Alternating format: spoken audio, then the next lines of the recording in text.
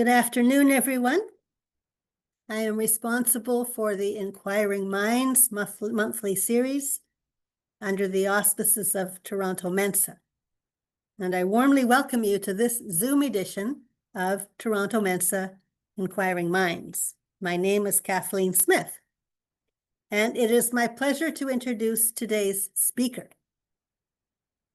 Olivia Campbell is a writer for well-known magazines such as the National Geographic, and she is the author of 2 books. I will mention some of her magazine articles first. In the last 3 years or so, Olivia Campbell's articles in the National Geographic have been about the butterfly effect, why we are hardwired to love baby animals, how fungi form fairy rings and inspire superstitions, and what does Santa have to do with psychedelics? In the Atlantic magazine, she wrote, "An archivist sneezes on a priceless document, then what?" which addresses what history loses when an archive-worthy text is destroyed. For the Washington Post, I found a reference to 2 of her articles on pregnancy and childbirth from 2015 and 2016. For Scientific American, she wrote an article addressing whether pregnancy can help scientists better understand cancer. The story summary is that cancerous cells and placental cells appear to regulate the immune system in similar ways. Olivia Campbell is the author of 2 books. Here's one of them. Women in White Coats: How the First Women Doctors Changed the World of Medicine. And the second one, Sisters in Science: How 4 women physicists escaped Nazi Germany and made scientific history. For today's talk, Olivia Campbell will be focusing on the stories of these 4 women who were prominent scientists in Germany in the 1930s. Their lives became endangered with the rise of Hitler, who was not only targeting Jewish people, but also women who had achieved success in academia, whether they were Jewish or not.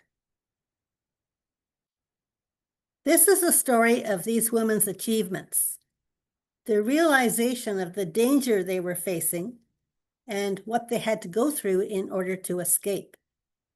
Welcome, Olivia Campbell. Thank you so much for having me. My book title has just been a series of interviewers struggling with the word physicist. So it's been interesting, but no, thank you so much for having me today. You're very welcome.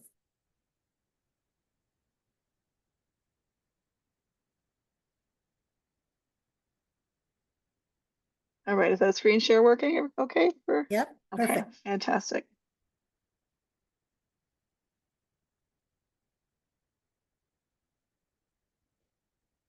So I start my book with an anecdote about German mathematician Emmy Noether. She paved the way for women academics in math and science, which were disciplines that were long considered the realm of men. Fellow Jewish academic Albert Einstein once called her the most significant creative mathematical genius. But when Professor Hilbert attempted to recruit Noether to teach alongside him at the University of Göttingen, his fellow faculty member said absolutely not. Women could not possibly be professors. This was in 1915. Einstein actually offered to intercede on her behalf, but Hilbert chose instead to bypass his colleagues and hire Noether as his unpaid assistant. Got to get that foot in the door. So in 1918, Noether solved the mathematical problem presented by Einstein's new theory of relativity that even Einstein couldn't figure out himself. Her theorem proved pivotal to the development of modern physics and forever altered our conception of the universe. The following year, Noether became the first woman in Germany to achieve habilitation, which was the official certification required to teach at the university level. She had applied for habilitation a total of 3 times, but had been rejected all previous times because she was a woman and because she was Jewish. Women had only been granted the right to attend university across all of Germany in 1908. We have different German states allowing women to university in different years, but finally in 1908 we have all of Germany allowing women into university. And within about 6 years of this, about 4,000 women were enrolled in German universities. So my book focuses on 4 women who were among the first to study and achieve advanced degrees in physics in Germany. Lise Meitner, who was born in Austria but came to Germany shortly after earning her doctorate in physics at the University of Vienna in 1906. Hedwig Kohn, who earned her doctorate in physics in 1913 at the University of Breslau.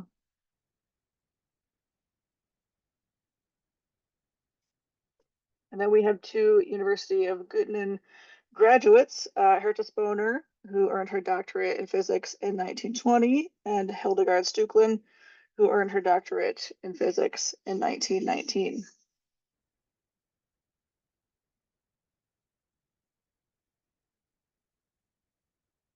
So my book, Sisters in Science, How 4 Women Physicists Escaped Nazi Germany and Made Scientific History, is about how these women fought sexism and anti-Semitism to achieve their goals of becoming accomplished research scientists and professors.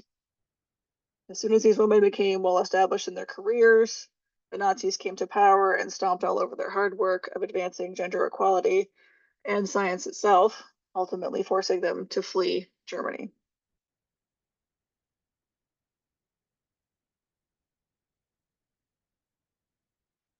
Physics was enjoying a dazzling golden age from the 1910s through the early 1930s, with Germany truly its beating heart of these advancements. Discoveries and advances were coming in rapid succession, building on one another. We have general relativity, the modeling of the atom, matrix mechanics, wave mechanics, the birth of quantum physics. There's a scene in the book where Hedwig is discussing really quantum mechanics and its development, and like she's really at the center of it. And I love that moment when they're just bopping ideas around about this. It's really fascinating. We also have the invention of the particle accelerator, the electron microscope, the discovery of neutrons and antimatter. One eureka moment was leading to another and then another, with many findings swiftly building on the last.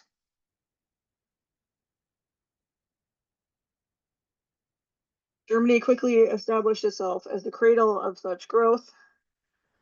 German literally became the language of science, so scholars all over the world needed to learn to speak German, or at least understand some science terms in German, if they were going to stay up to date on important advancements in the field of physics, especially.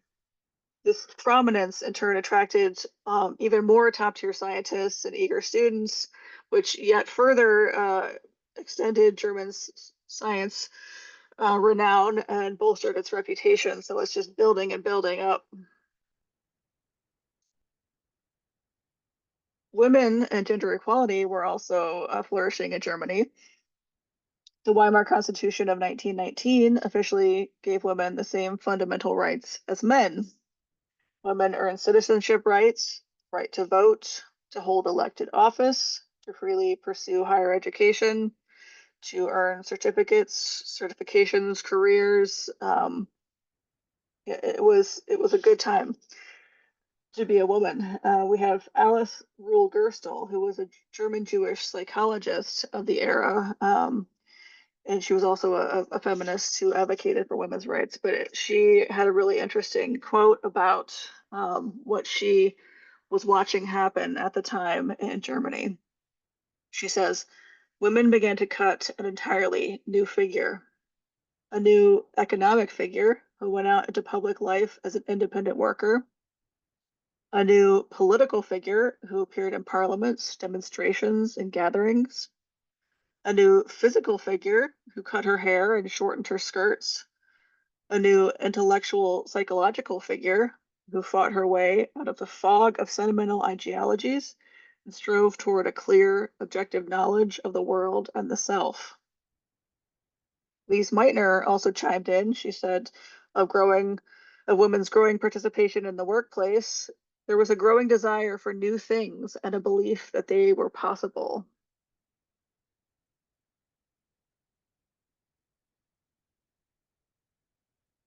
Female faculty members now enjoyed legal rights as civil servants. Lise was one of only 25 women who earned habilitation at a German university before 1925. Lise worked at the Kaiser Wilhelm Institute in Berlin. Her main professional collaborator there was Otto Hahn. Also at the KWI were Einstein, James Franck, who was key to my story as well. And later they're joined by Herta, who becomes Franck's assistant. I love this photo here that I found that has Herta, Einstein, Franck, and Franck's wife Ingrid, and Lise Meitner all in a row here.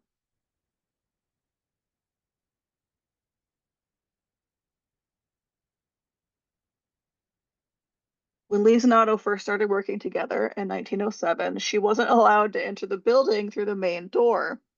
She was only allowed in through the basement. Or she had to go in a back door, and she was only allowed in the basement area.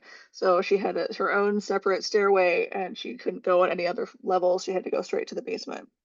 There were no restrooms in the basement, so she was forced to walk to a restaurant a few blocks away whenever she needed to use the bathroom.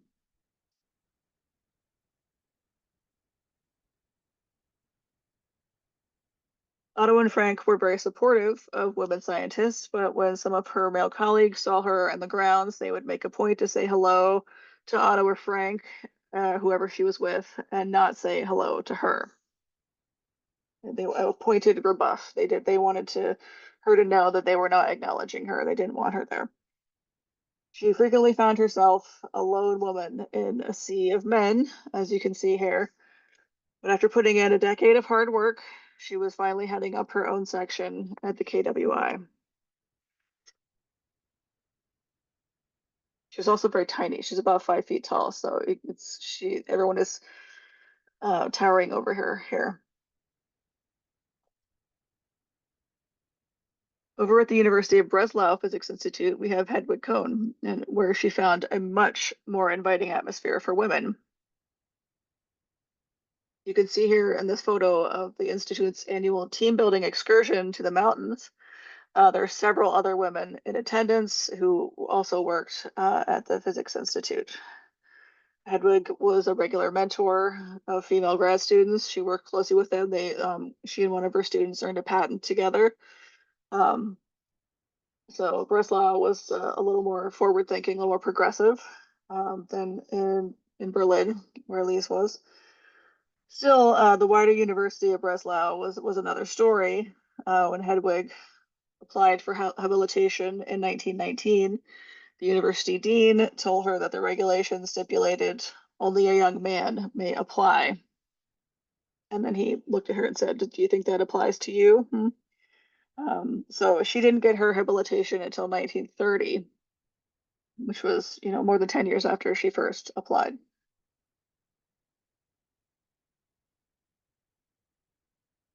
Finally, we have Hildegard here and Herta. So after earning her PhD, Hildegard took up a research assistantship at the University of Zurich in Switzerland in Victor Henri's physical chemistry lab. It was there that she discovered a passion for spectroscopy. She also started teaching classes, and she also earned her habilitation in 1931. Herta, as I mentioned, joined Lise and Frank at the KWI right out of college in 1920. Herta was hired by Frank as his assistant.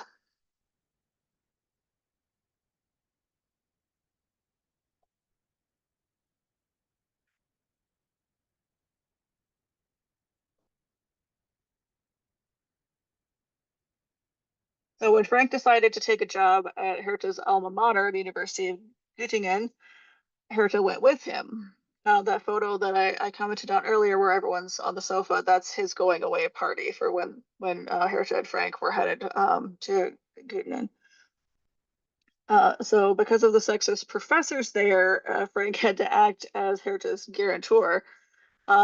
He had to pledge that as long as he was employed there, she would have a job and he would ensure that everything went smoothly. As long if he got fired or left, then she would no longer be protected. Even though this is her alma mater, this is where she earned her degree with no problem. Um, they didn't want her as a professor. Students was one thing, a professor or even a faculty working under Frank there, they didn't want her. So this was a really common situation for many women academics during this era. We have men, there's one man who believes in them, who advocates for them and takes them on, and they work in their lab, and that's their one protector. As soon as that person is gone, the protection is gone, and they're fired almost immediately. This is happens to many women during this era. But Herta and Frank had a very fruitful partnership, decades long, co-authoring many papers together. Herta was even publishing papers on her own in really prestigious journals like Nature. She went to California and worked at a lab there for a little while, and she's really blossoming into her own researcher. She came back, and her colleagues are still looking down on her because she's a woman. A lot of these women had to or chose to publish under their initials. So there would be a sort of gender blind reading of their work. They felt like they had to. And we had many cases where they mention people coming up to them at a gathering, at a academic conference or something, and saying, "Oh, I didn't realize you were a woman when I read this paper." Um, so always the assumption that the author was male. So by the dawn of the 30s, we have all four women well situated in their careers. They're going places. The women's rights are looking up. They're really well established reputations in scientific arena at this point, and within their institutions. It's all going up, right, until it's not. So it all comes crashing down. So when Hitler took power in 1933, one of his first acts was to fire all the Jewish people who worked in civil service. This included most university faculty and staff because they were considered civil servants. They were public employees, basically. So the Nazis also undertook a swift and ruthless reversal of the rights women had been granted under the Weimar Republic.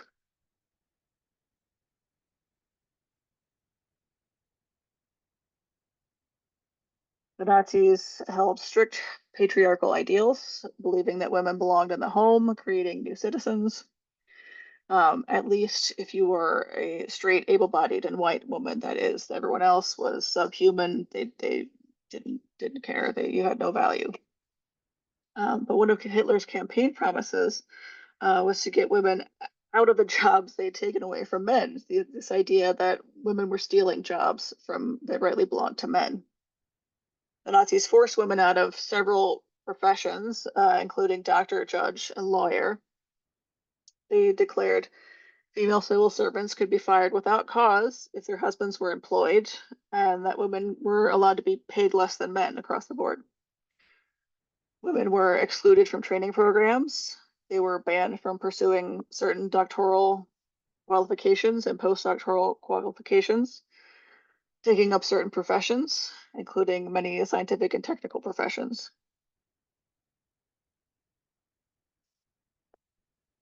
Lise and Hedwig were Jewish. Herta and Hildegard were not. All four women found themselves out of a job thanks to the Nazis. Now, I should note here that Lise did not consider herself Jewish. She had converted to Protestantism as an adult, and she did not practice Judaism, so she didn't think of herself as Jewish, but that doesn't really change how the Nazis viewed her as having Jewish heritage and therefore being Jewish. Hedwig was the first to be fired. She was fired immediately in 1933. Frank was also Jewish, so he lost his position. He was about to be fired. There was a stipulation that for military service, you could keep your job at first. There were always stipulations that they then peeled back later. So this one, he could have kept his job, but he chose to resign in protest of the blanket firing of all his Jewish colleagues. And then his name later appeared on a list of the Nazis saying that he was fired. So he was about to be fired anyway. So Hertha was subsequently fired because Frank wasn't there to protect her. Even though she wasn't Jewish, she wasn't protected anymore, so she was gone also. This was a case for many women. Their boss was Jewish and was fired, so they lost their job. Their position was gone.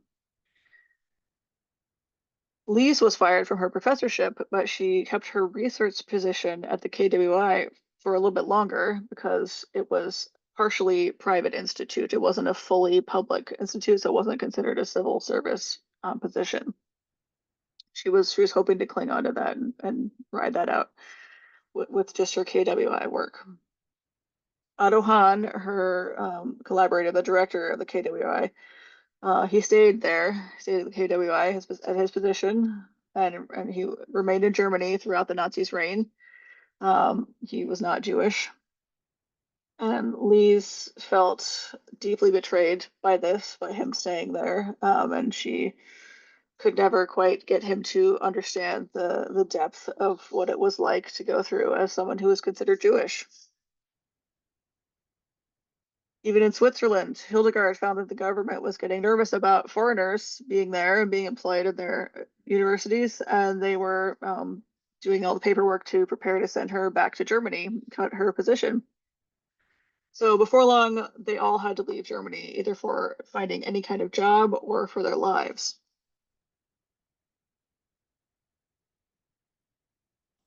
Frank initially fled to Denmark. He took a role in Niels Bohr's lab in Copenhagen. At this point, Frank has already, earned a Nobel. He is very well known in his field. He is not going to have a problem. That's why he is able to resign in protest and leave, because he knows he will find a job. He will land somewhere without a problem. Not so for most women. They had been held back for so long. They had been prevented from getting their habilitation for so long that most universities, when they were hiring these refugee academics, were looking for people that had at least 5 years of professor experience, of college teaching experience, and a lot of these women basically hadn't been allowed to have that, so they were much less likely to find jobs. So later, Frank goes to a position at Johns Hopkins University. He moves his family to America. He's got a couple kids and his wife. And after that, he moves to the University of Chicago and actually works on the Manhattan Project at a small capacity.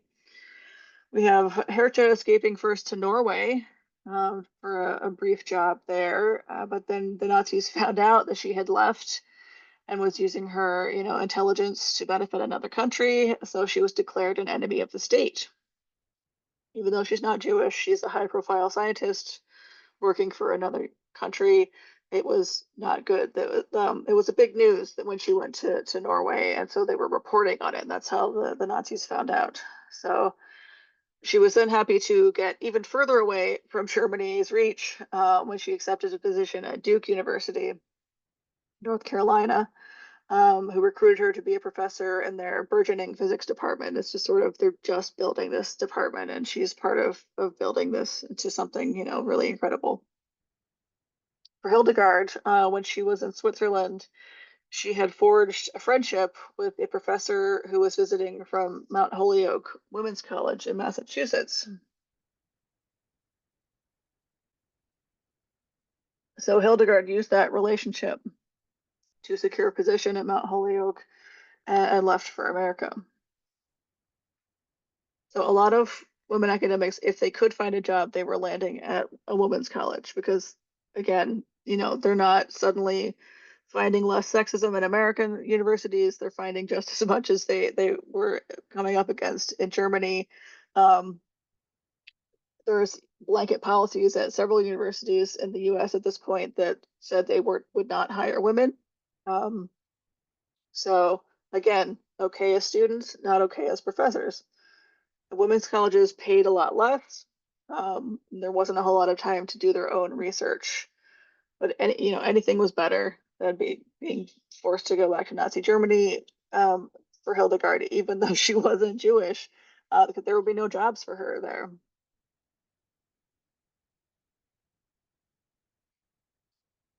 Lise held on for dear life to her KWI position as long as possible. She really threw herself into her work. It was during this time that she is researching nuclear fission. She's about to discover nuclear fission. So this is a fascinating time in her timeline of research.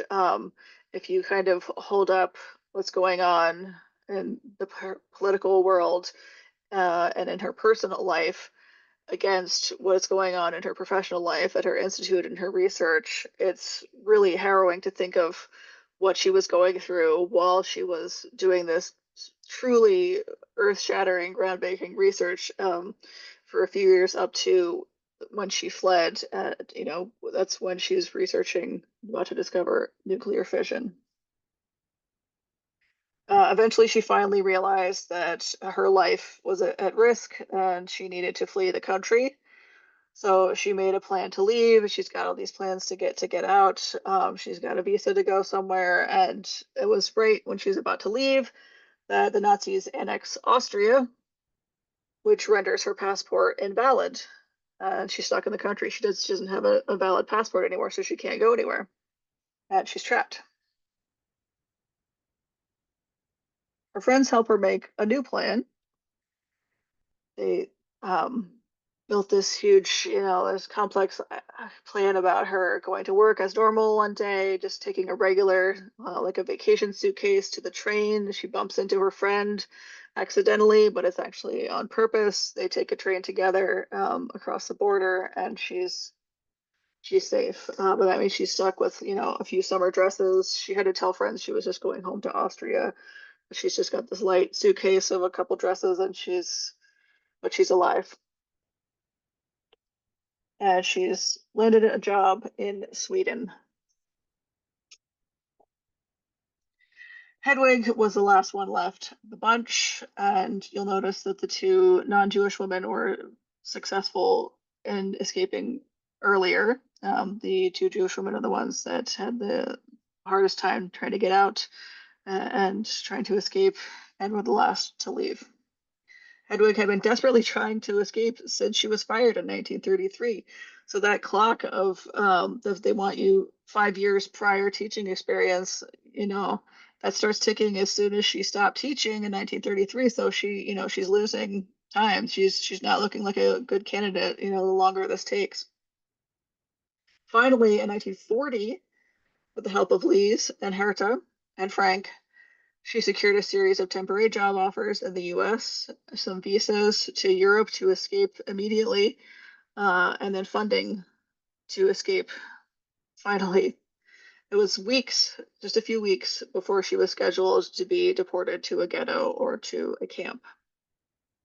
First, Hedwig traveled to Sweden, stayed at Lisa's house. Lisa had helped her get a visa to come to Sweden and stay for a little while, and then she was on to the US to some jobs that she had lined up there. So she took a harrowing months-long journey to America, a long way around. She went via Russia, Japan, across the Pacific by boat. It was quite an ordeal. She got very sick on the boat ride. She arrived in Chicago very ill, and she basically fell onto Frank at the train station out of the train. Frank got her all set up and got her a doctor and nursed her back to health just in time to start her semester teaching at the University of North Carolina Women's College.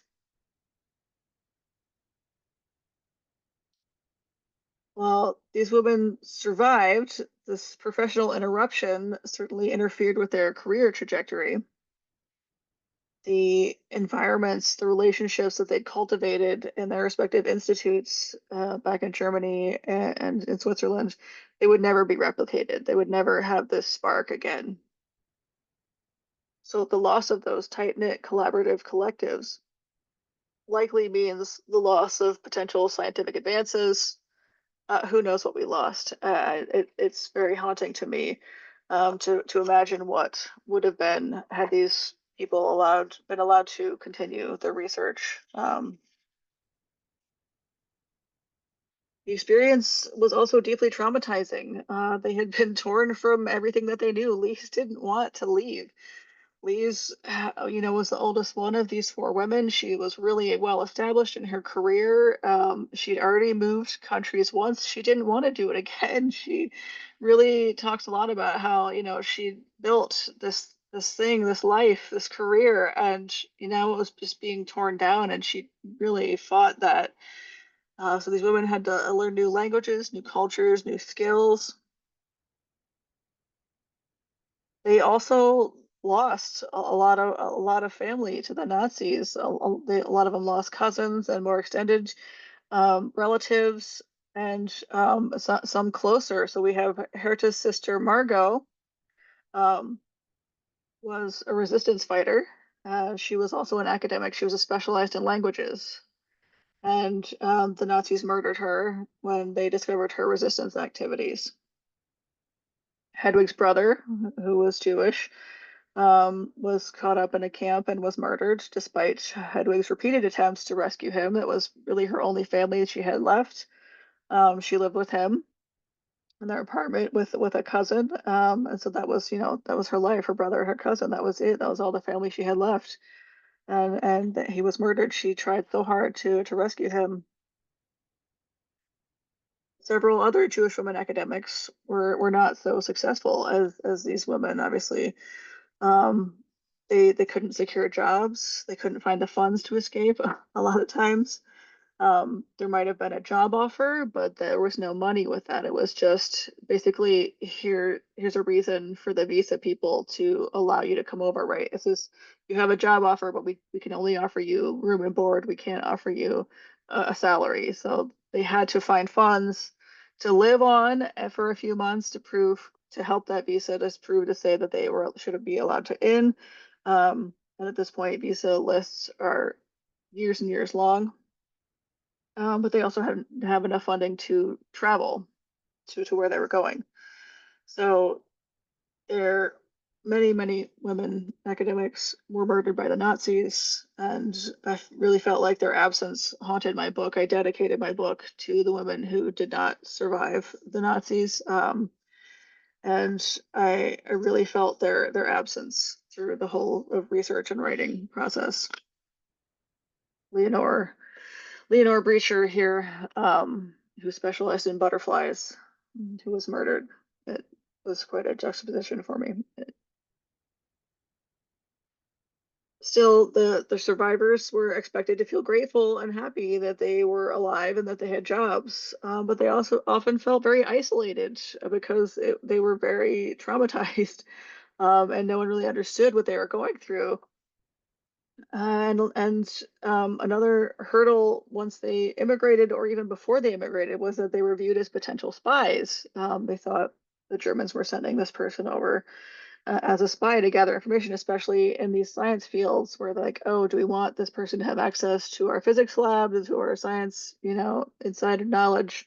So that kept people from getting jobs, and it also impacted them once they arrived in the US and other places, as people were wary of them. The three of my subjects who came to America, Herta, Hedwig, and Hildegard, really tried really hard to support each other in acclimating to the country and to the culture. Herta invited Hildegard and Hedwig to join her in her Duke lab, which she had custom built for spectroscopy, which all three of them worked in. every summer that these two women would come to Duke with Herta and work on their own little pet projects of research that they didn't normally have time for. They didn't maybe have the lab equipment or space in the women's colleges they worked at, and they definitely um, didn't have the resources to fund these things. So um, Herta was really into publishing. She was a publisher parish academic, and she encouraged Hildegard and Hedwig to continue publishing. She felt like this was proof that you of what you were doing and that you belonged and that you were um, successful. Um, so Hertha was a big reason for these other two women feeling at home in the US. Uh, they had been through such a unique experience also that really, no one else around them was going to understand this very unique experience that they've gone through. So it was really vital for them to maintain this connection and to visit each other and to gather regularly. So, and they published papers together too from this research they did at Duke. They all have papers published came out of that. And whenever Lise visited the U.S., which she did several times, she had family that had come to New York. Um, she always stopped to visit Herta in North Carolina. Hedwig was nearby also, and Hildegard in the summer would have been there as well. So she came to visit whenever she could. So I always get asked sort of how all this research, develops into a book. It's one of my most common questions when I get interviewed. So is how do you make a book of it, and where did you get your book idea? So I've wanted to address those little pull the curtain back moments here. So the idea came broadly from reading a Smithsonian Magazine article about academics more broadly, men and women, attempting to flee the Nazis. So that article was a Northeastern University professor who published a book about it and had spawned this article on it. And it was her project at the university that focused on women academics who were hoping to escape the Nazis. And it was spreadsheets on spreadsheets. It was a data gold mine. It was amazing. So I went into this project, thinking, oh, maybe I'll write a book about juxtaposition one woman scientist who successfully escaped and one woman scientist who was not able to escape and was murdered by the Nazis. But I found, honestly, an even better story in here. So it had all the information about these women academics, their subject area, the degrees they had, what languages they spoke, marital status, religion, whether or not they had kids, if they had gotten grants, if they had managed to escape, if they didn't manage to escape, where they were last listed as living. The overarching goal of the project was to see whether the women who were successful in receiving grants or their escape, if that had affected whether they were able to successfully flee. There was, I think it was like 300 and some women applied to various grants, and only like 4 of them got awarded it. It, it was stiff competition. We have dozens of relief organizations popping up to assist these, building numbers of refugees hoping to leave Nazi territory. The need was always greater than, what was available to them, of course. Some organizations specifically were created to aid academics, and most of those grants went to men. Or we have the American Association of University Women, who was specifically about women academics, so they did all that they could do as well. But by and large, the men looked like better candidates. Obviously, they had longer careers, they had achieved higher levels, they looked easier to employ, easier to rescue. Now, we have to mention that uh, academics are already, as a group, easier to employ, right? Easier to sweep out of the country. We have, just regular everyday people who didn't have these same sorts of specialty organizations for them. So we're already looking at a class of people that's considered, more important, and we have to think about that, the eugenics of that as well. Um, but it was within this Northeastern University project that I found Herta, Hedwig, and Hildegard, my lovely three H ladies, who I hope don't get confused about. But they were all physicists who specialized in spectroscopy. And then I find out that they all knew each other and that sometimes they went to school together or they worked together. They helped each other escape. Um, and then I discover that even the most well known of these women, the physicist Lise Meitner, was also involved and knew these women. And that was a story I was very excited to tell. I was really overwhelmed by the source material available related to my topic. This is just a fraction of my hard copy texts that I was allowed to bring home. A lot of texts I had to look at only in the library. A lot of texts I look at only in an archive, and that's not represented on a lot of things I read digitally. So then my task became how to synthesize this information into a cohesive narrative.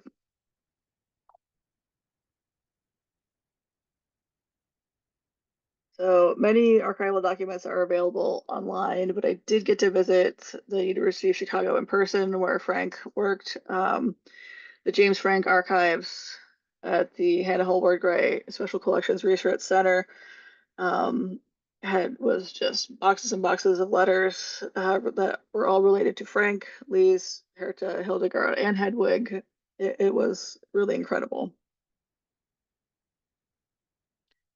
So whenever I write a book, I like to have the tactile experience of holding in my hands something the people I'm writing about held. Also, it's sort of it's very electrifying to me to physically hold something that I know that someone I'm writing about has once also handled, and it makes me feel connected to them across history in a way that few other things do. Even though I always feel like when I'm writing a book, these women sort of like live in my brain. They're like alive for me while I'm writing it. Um, this was a particularly emotionally draining book to research and write. It was just overwhelming the amount of information I could have included, and I tried to, really laser focus on my goal of just discussing these four women and, giving just enough context to understand what they were going through to not, bog it down too much in the politics and everything that was going on, but just so you understand what's going on. And not veer too far off course. I had to take a lot of breaks, just emotionally. It was devastating to read about the Nazis and what they did. A little too sensitive for the topic, I think. I don't think I'll write about this topic again.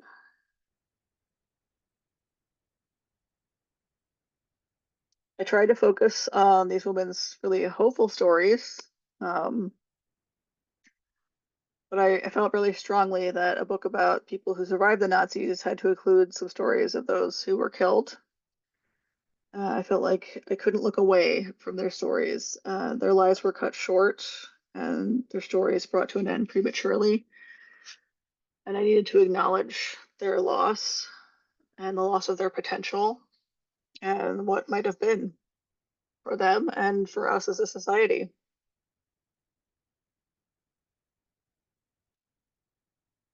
It took me about 3 years to write this book. I don't speak German and I don't really know anything about physics, so that it was interesting.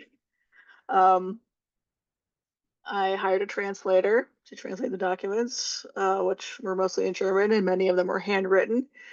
So a lot of the typed ones were a little easier to understand the German words, but the handwritten scrawl of Frank's letters were impossible possible to understand. Um, I also had a Jewish sensitivity reader look over the final book to give me feedback about the representation of Jewish people in the text, since I am not Jewish. So it was really important for me that to ensure the book thoughtfully and accurately portrayed Jewish people and the Jewish experience of 1930s Germany with accuracy and tact, sensitivity.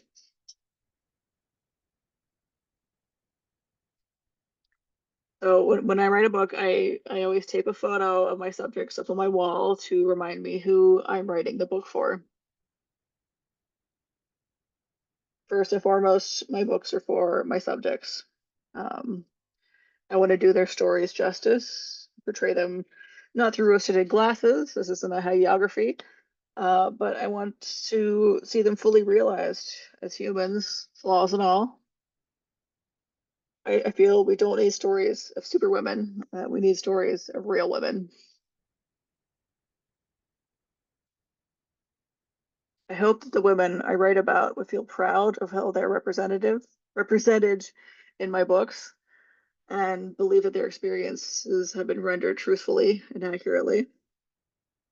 I never make up text or scenes or conversations or anything. I believe nonfiction is nonfiction, and if you want to make things up, you should write fiction.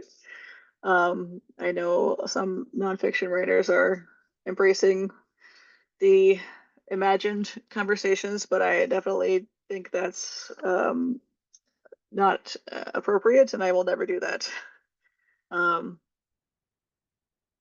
Hedwig, Lise, Hildegard, and Herta were absolutely brilliant scientists.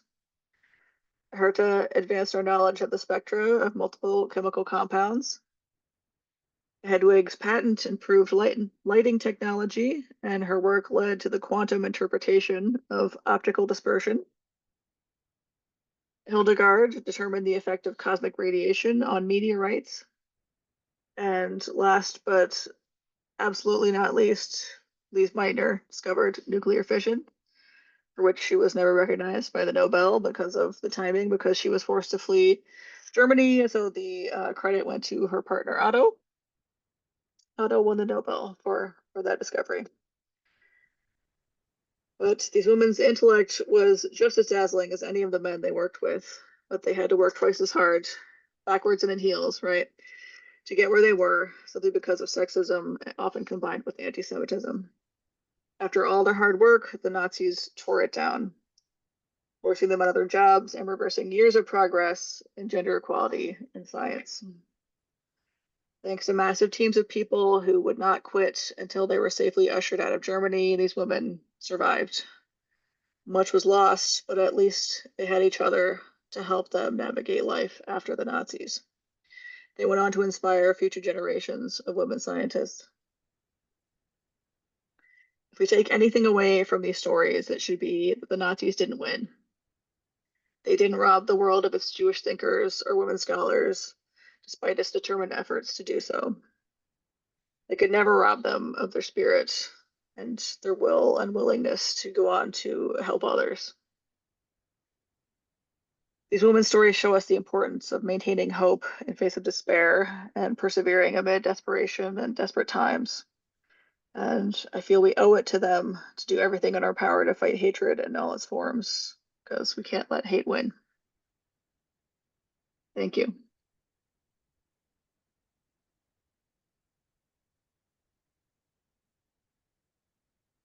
That was a very powerful presentation, Olivia. Thank you. Thank you. I'm just going to have a look. I see some clapping going up. And I'm just going to see what's in the Q&A box at this point. I was mentioning at the beginning, before we started the recording, where some of the people are from. And Allison wanted to let me know that where she's living, her place is called Carmel, with the accent on the first syllable, in Indiana. John has a question for you. John from Winnipeg. Fourth generation German Canadian, that's him. Curious to hear whether the women you will describe were superstar scientists, or, of course, also essential supporters in science. And then he adds, after he listens to you for a while, forgive me, these are superstars. And it didn't take him very long to realize from what you were saying at the beginning. So thank you, John, for that.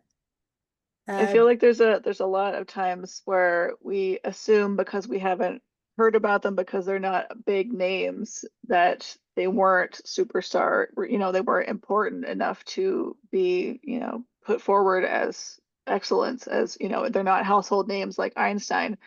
Well, I try really hard to show there's a reason why, like they were just as, talented and exceptional as their counterparts, as the men were. It's just they were not recognized in the time. They weren't allowed to, go as far as they could have gone.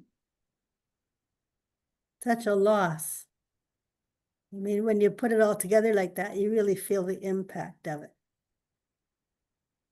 Brad in Kansas City, mentioning the Weimar Constitution of 1919. How much did the Allies drive the inclusion of women's rights in this document, or was it driven internally?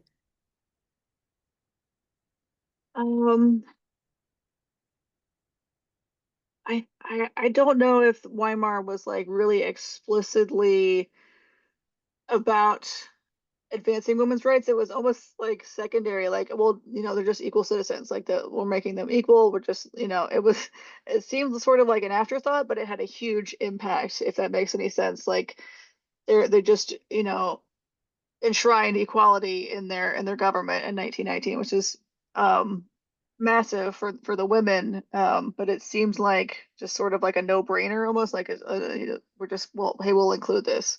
And I don't know that, I feel like most people don't realize how anti-women, how misogynist the Nazis' platform was, and how they, were going after women professors, professional doctors, lawyers.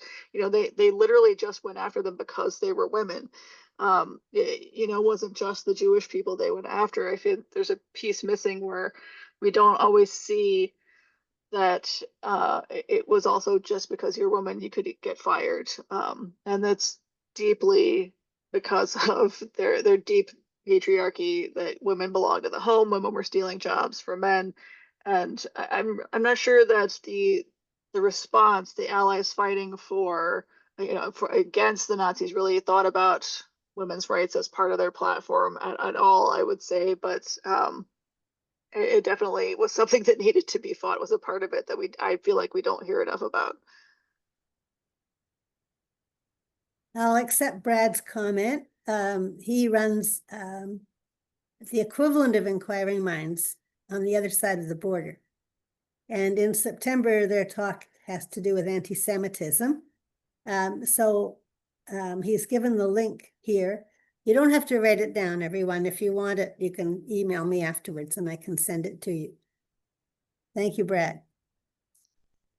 Elka in Oakville comments, I fear we're not far from the same anti-intellectualism and anti-Semitism in North America, especially in the USA. Would you please comment? You may. Yes. It was a very weird time to be writing this book, to sort of watch it be happening in my own country at the same time. It's been terrifying, honestly. The anti-science sentiment expressed by our current leaders here, the anti-intellectualism. I write about in the book about a rally against the theory of relativity that was held in Berlin, basically against Einstein, against the idea that Jewish people could have, important theories and ideas that were right. And I don't think we're far off from that here at the moment. A rally against the theory of relativity sounds kind of like feasible at this moment in time to me in the US, which is wild. While I was writing about the Nazis' ideas about women's role and where women belonged was during I was doing the final read through of the book at the same time as the run up to the election over that summer, and I'm hearing JD Vance and Trump and these people saying the same sorts of things that the Nazi leaders were saying about where women belonged, and it was terrifying. I wrote a piece for Vanity Fair about it because I was like, these parallels are wild. They're saying the same things. We're doing it again. So I feel like I've been like Chicken Little for the past year or so, just yelling about this is happening again, it's happening again, having just researched this. Um, and yes, we're headed to brain drain again. That's what the Nazis did to Germany. They took all of their thinkers out of the country. They kicked them out. They killed them. And I believe that we're already there in the U.S. because we already have countries like France offering to take academics and give them a safe place to be from the U.S. Allison wants to respond to that. She said, feminists from all over the world flocked to Paris to influence the Treaty of Versailles in favor of women's rights, including the founding of the ILO. Allison, if you could tell us what the ILO is. See the book Peace on Our Terms by Mona Siegel. It did affect the Weimar government. And again, people, you can email me if you want the name of that book again. I feel like as I was looking at this, through Weimar women, enjoying these rights, going out and doing more, being seen more, shortening the skirts, shortening the hair, embracing this freedom, newfound freedom.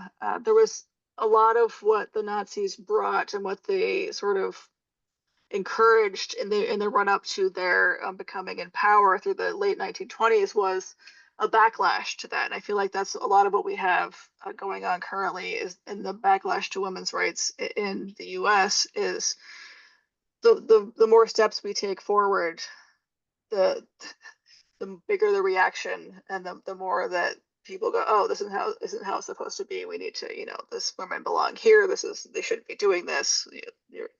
This isn't right. And at the time, it wasn't just men. It's not just men saying, oh, women belong in the home. We had plenty of women thinkers who were also saying, women don't belong in these professions. They should be doing this, that, and the other. They shouldn't have this level of freedom and individualism. So it's not a black and white gender thing at all. Allison adds the ILO as the International Labor Organization. Okay. Which I was half ready to say, but I don't think and talk too well at the same time. Elka in Oakville has said, Canada is closer and all scientists and academics are welcome. I should mention that I didn't tell the audience that Olivia Campbell is situated outside of Philadelphia in the United States. So that's where she is speaking to us from today. I believe there have already been several high-profile professors from Harvard, I believe, who have gone to institutes in Canada. Yes, you hear about them in the news from time to time. Here comes another one and another one. Yep. Yeah, it's a comment on what's going on right now. Allison adds, I haven't had a chance to read this yet. Did you find the story of how, when the Nobel Committee was asking Otto about Lisa's position in the lab, he said something like, well, she's not there now, and she wouldn't want it anyway. It was, okay, so it was right before she was forced to flee that they made the discovery, right, but they didn't interpret it yet. So they have the research findings and they're trying to interpret it. They don't know what it means because it's new, it hasn't happened before. what could it mean? So Otto is back in Germany interpreting it separately from Lise. Lise is in Sweden. She's actually walking with her physicist nephew in the winter break over Christmas. She is trying to noodle through what this means. So she independently makes this discovery, realizing it's nuclear fission. They publish separate papers, and at first, when everyone sort of realizes what has been discovered, it's huge news. So at first, Otto is very much trying to protect her. He doesn't want to mention her connection to it because he's worried about her safety, right? So he is thinking of it at first as a kindness to her to downplay her involvement in this project that she started. It was her idea, like 4 years before this, to start on this pathway. And even once it becomes safe for her to be connected to the project, though, once the Nazis are defeated, he doesn't fully, acknowledge her role in it. He never verbally anywhere acknowledges all her contribution, which is very frustrating to her. This is one of her best friends throughout her whole life. She does not want to lose this friendship. Um, she's already mad at him for staying in Germany through this whole thing and not leaving. She's mad that he, worked for the Nazis basically. The KWI was flying a Nazi flag, of course, and for a while Lise had to work under it. But so he has to go to Sweden for the Nobel Award, right? So they're meeting up for the first time in many years. It's very awkward. He's very rude to her. He's still trying to insist that she, is his thing and not hers, and that it belonged to him. So it was a very fraught experience for her. I definitely believe that she deserves it, obviously. But he was very, very much, I think, his downplaying of her was a big reason why she was not included. Wow. Allison has added, European universities are opening their doors to US scientists, even passing exceptions to employment laws to allow them to take positions. Wow. That's kind of the immigration in reverse. Yes. Yeah. We're undoing the brain drain of bringing everyone to Canada and the US. Yeah. Letting people escape from the United States. Who would believe it? I've developed some questions for you, Olivia. You might have partially covered some of this already, but I'm just going to go ahead and ask you. Doesn't hurt to hear something twice. What made you decide to research this particular story? And when did you become aware of it and how? It was definitely the Smithsonian Magazine piece, which talked more broadly about academics escaping and the whole concept of brain drain. And then I was poking around for trying to find a story, like what could the story be? What would the narrative be? Because I do narrative nonfiction. There's a story.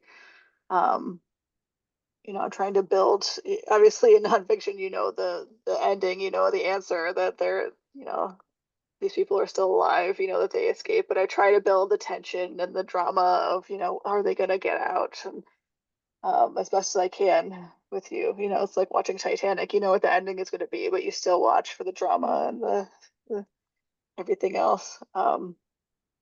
But yeah, I found the three women's names in that Northwestern data, and then realized that they were connected, that they knew each other, that they worked together or went to school together, that they helped each other out, that this was a story of helping each other escape, and then encouraging each other after that traumatic experience and staying in contact and making sure that they were okay. So it was an incredible story of sisterhood in a way that only women helping each other could help them. That was the reason they escaped, because no one else was looking out for them.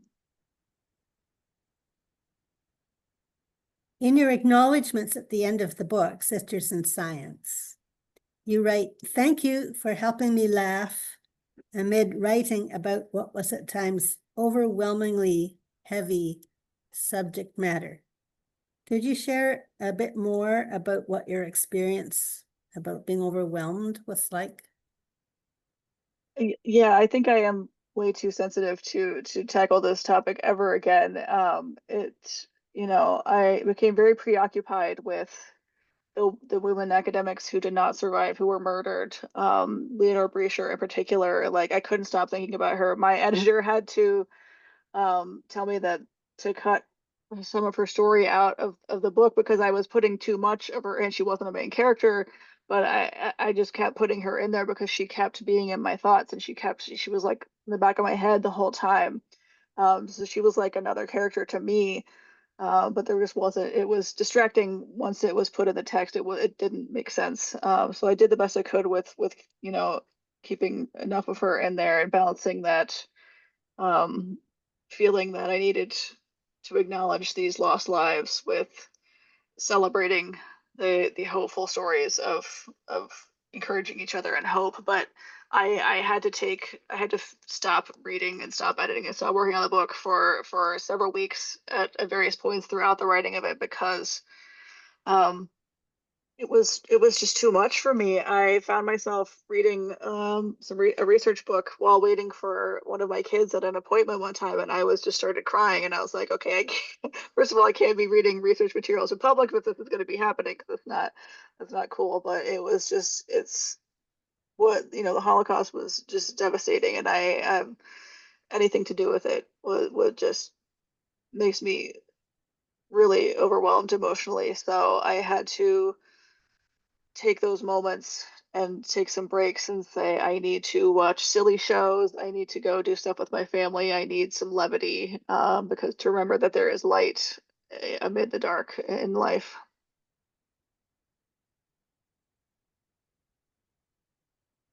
I'm impressed by the amount of work, sheer work that's involved in doing the research for this book. I went through the list of the archives that you had accessed, and there's 10 of them in different locations. Well, 2 in New York, but other than that, they're all different locations all over. So Washington, D.C., Durham, North Carolina, Chicago, Massachusetts, 2 in New York, Maryland, Los Angeles, Oxford, and Cambridge in the United Kingdom. So you had to spend a lot of your time just finding out which archives were worth visiting and then getting there. And how did you know which archives to choose?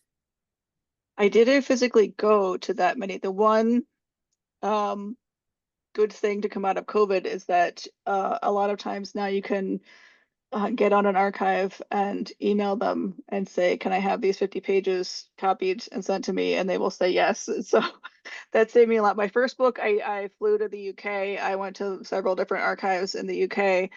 Um, and like I said, I do need a tactile experience in at least one archive or possibly more per book because I need to touch that stuff. I need to touch something that they were touching. So yeah, I was in New York, I was in Edinburgh, and I was in London in the physical archives for my first book. Well, that was in 2019. For this one, I only had to go to Chicago physically because everywhere else I said, hey, can I have these 50 pages? And they just emailed photocopies of them to me. So it saved a lot of time and it saved a lot of money, which was fantastic. And I got access to a much broader range of sources than I would have had I had to stick to where I could only physically go.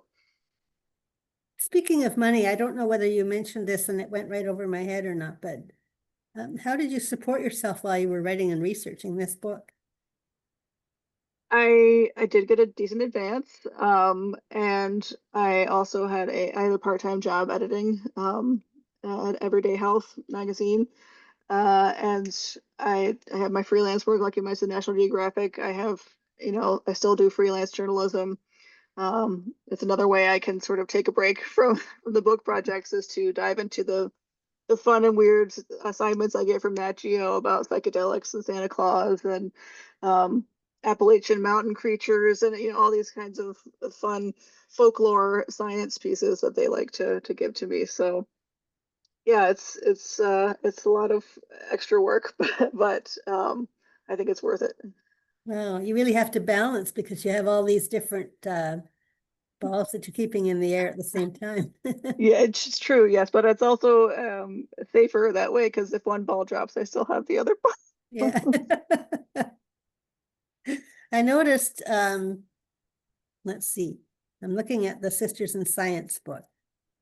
And there was something in the bibliography that I wanted to ask you about. Just a moment till I get to it. And I wrote down the page numbers. Okay. So one of their citations is anonymous, and it's called Displaced German Scholars, a guide to academics in peril in Nazi Germany during the 1930s. Now, this was published in 1936, mind you, in London, not in Germany. And I think it's based on what you've been telling us, seems remarkable that anybody would agree to publish this, not let alone just write it, but somebody would agree to publish it because of the stigma. It had to be very sort of hush hush. That was an important document for me because it noted several of the women I discuss are in that book, in that document. It had to be anonymous. Of course, you couldn't say who it was. It wasn't like a broadly published thing. It was like a pass through networks, colleagues, trusted people kind of thing, if that makes any sense. But it was a way to sort of catalog all the academics that needed help, needed a job to escape. And without giving away their like address or personal information, but it was like a way to sort of advertise their skills and their abilities to places in England and in the US and elsewhere, Canada, um, to try to get them a job. So it had like a little notation as to whether they were currently still stuck in Germany, if they had a temporary position outside of Germany that they were holding, like if they were safe, if they were not safe, sort of thing. So that was a very key document for my research. And it was also, yes, in and of itself, it is a fascinating piece of history because that it was created at all, and that it was attempted to be created and kept to only the people who were safe to see it, only the people who needed to see it. You've mentioned a few things that do answer some of my questions, but I'll tell you what my questions were. You have references in your bibliography to works that are clearly written in German. So for that, you would have had a translator to go through those and translate them for you. Right. And also, one of your references refers to Einstein, and you have mentioned to us that he tried to stay in Germany, but he had to flee because he knew he was in danger, and he didn't agree with what was going on.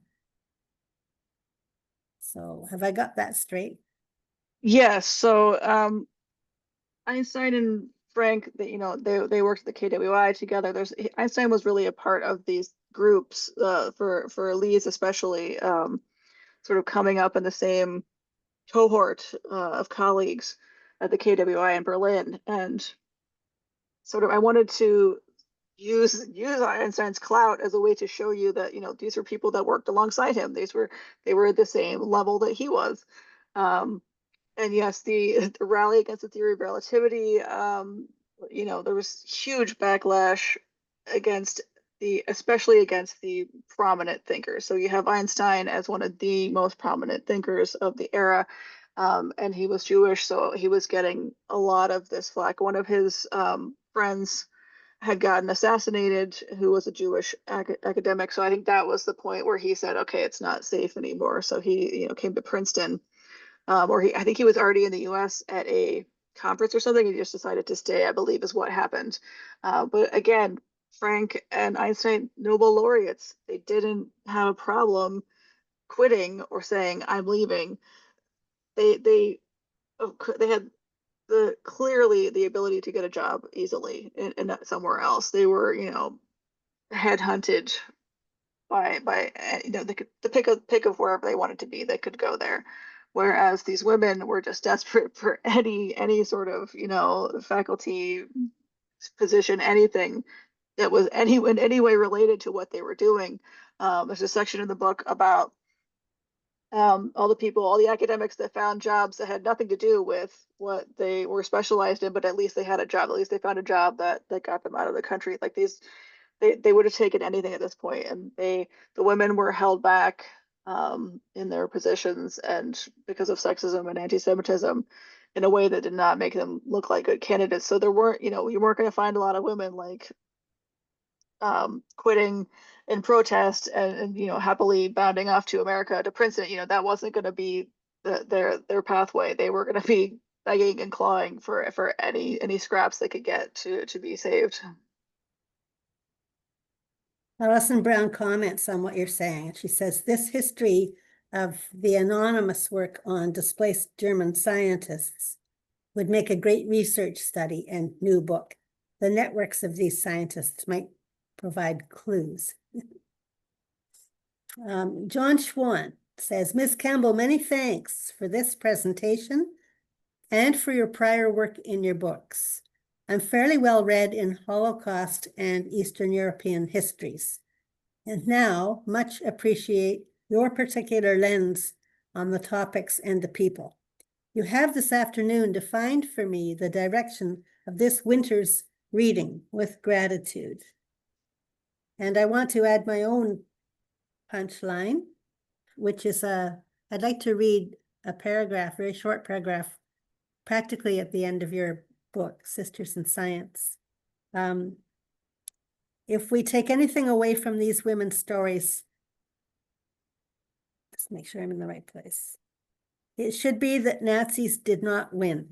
The Nazis did not rob the world of all its Jewish thinkers or women scholars, despite its determined efforts to do so. The Nazis could never rob their opponents of their indomitable spirit, their will to go on and help others to do the same. And thank you very much, Olivia, for this fascinating presentation that you've given us today, based on so much careful, detailed work and scholarship of your own. And I would like to let you know that Toronto Mensa will be sending you a small gift as a token of our appreciation. So you can watch for that coming. Thank you so much for having me. Thank you very much. I see lots of hand clappings and lots going up the screen as we finish off. So I just double check the box one more time. Scroll down. Randy in Switzerland said, thank you very much. So we're going to come to an end now. Thank you again, Olivia, for this great talk. Really appreciate it. And thank you to the audience for being here. And thank you especially to the people who have put in questions and comments, which really helps to add spice to the whole thing. So thank you very much, everyone. We're now going to bring this to an end for today. Bye now.